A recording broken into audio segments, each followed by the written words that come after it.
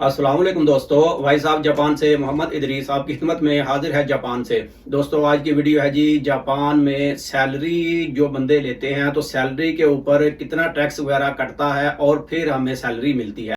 Japan visa और information के लिए मेरा यूट्यूब चैनल भाई साहब जापान विजिट करें और सब्सक्राइब करें, शुक्रिया। क्योंकि कुछ दिन पहले मैंने वीडियो बनाई थी कि जापान में एक बंदा कितने पैसे कमाता है। नॉर्मली पाकिस्तानी तकरीबन 20,000 के आसपास एक दिन की सैलरी बन जाती है।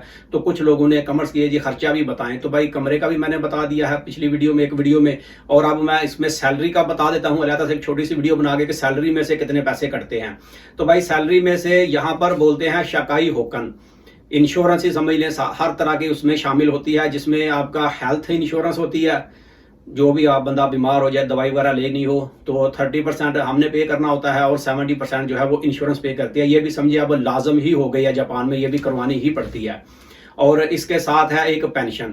अब पेंशन वाला जो मामला है वो मामला ये है कि जो लोग जापान में हैं तो ये सबको तकरीबन अब करवानी ही पड़ती है। इसकी वजह यह है कि जब बंदा 65 साल से ऊपर होगा या 65 साल का होगा तो फिर उसको जितने पैसे उसने दिए होंगे उसके हिसाब से उसको हर महीने, बल्कि हर 2 महीने के बाद उसको 2.5 लाख या 3 लाख यानी उसको वो मिलेगा 2 महीने के बाद।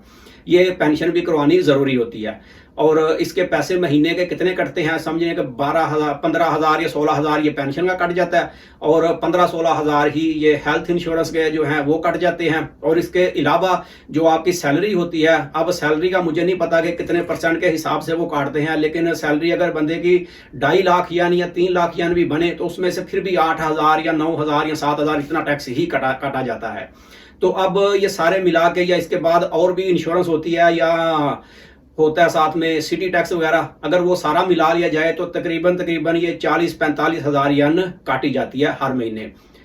तो इस तरीके से समझ लें जितनी भी सैलरी बंदे की बनेगी तो उसमें से सारा कुछ कटा के आपको ये सैलरी हाथ में मिलेगी। वो साथ में स्लिप दी होती है, उसमें लिखा होता है ये आपकी सैलरी इतनी टोटल बनी है। मसलन किसी की अगर 3 लाख यन सैलरी बनी है तो वो सारा कटा के आपको 2.5 लाख के आसपास वो आपके हाथ में आएगा, या 2.5 लाख और कुछ ऊपर होंगे पैसे, 2,60,000 तक होंगे या इसके आसपास ही। किसी की ज्यादा कट जाती है, किसी कम कटती है। अब अगर मैं अपनी बात करूं तो मेरे भाई तकरीबन 55,000 57,000 जो है हर महीने वो पैसे कटते हैं। पता नहीं किस किस चीज के वो टैक्स डाले हुए हैं उसके अंदर। वो सिटी टैक्स है वो 8,000 और कुछ हर महीने मेरा कटता है। तो इस तरह से काफी सारे टैक्स मिला के तो इस तरीके से वो पैसे कटते हैं।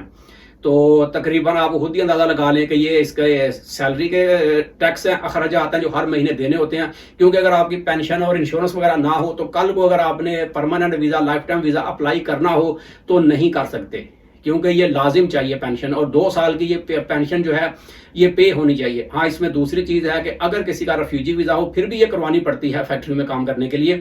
लेकिन उसमें एक दूसरी चीज है कि जो लोग जापान से परमानेंट ही वापस जाना चाहते हो, जैसे रेफ्यूजी है, किसी का वीजे का नहीं हुआ और जितना सा भी वो रह चुका है अब वापस जाना चाहे, तो ये जो टैक्स उसने दिया हुआ है पेंशन वगैरह या कुछ दूसरे टैक्स, उनमें से कुछ ना कुछ उसको वापस मिल जाता है। अब वापस कितने परसेंट मिलता है इसका तो मुझे नहीं कंफर्म पता, लेकिन 50% से भी ज्यादा उसको मिलता है। तकरीबन समझे 70% के आसपास तो लगभग उसको मिल ही जाते हैं पैसे। तो ये भी अप्लाई करना पड़ता है जी, मैं पक्का वापस जा रहा हूं तो आप मुझे ये पैसे वापस दे दें। तो वो पाकिस्तान का बैंक अकाउंट वगैरह मांगते हैं सारा, यानी कि जो पेपर वर्क है, तो उसमें 2-3 महीने लग जाते हैं, लेकिन वो पैसे जो है वो आपको मिल जाते हैं, कोई पैसा रखते नहीं है। तो इस तरीके से अगर कोई बंदा वापस भी जा रहा हो या चला गया हो तो भाई अपने किसी दोस्त को, जानने वाले को बोल के तो वो अपना जो पैसे हैं वो ले सकता है। तो इसमें यही डिटेल थी। फिर भी अगर किसी दोस्त ने कुछ पूछना हो तो मेरा फेसबुक पेज है भाई साहब जापान के नाम से, वहां पर मेरा व्हाट्सएप का नंबर ऐड है, तो मुझे आप मैसेज करके पूछ सकते हैं। मुझे जो मालूम होगा मैं इंशाल्लाह आपको बता दूंगा। तो ये वीडियो बस यहीं तक थी। वीडियो अच्छी लगे तो इसे लाइक कर दें। मिलते हैं किसी अगली वीडियो में, तब तक अपना बहुत ख्याल रखें। पाकिस्तान जिंदाबाद।